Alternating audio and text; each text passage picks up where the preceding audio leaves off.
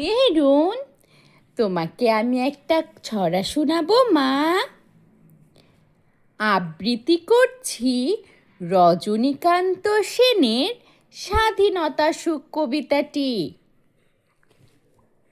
বাবুই পাখিরে ডাকি, বলেছে চড়াই, কুড়ে ঘরে থাকি করো শিল্পের বড়াই।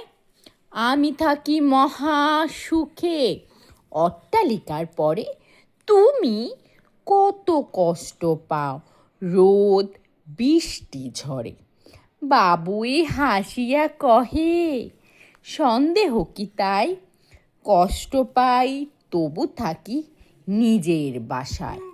পাকা হোক তবু ভাই পরের বাসা, নিজ হাতে গড়া মোর কাঁচা ঘর খাসা। কেমন হয়েছে মা?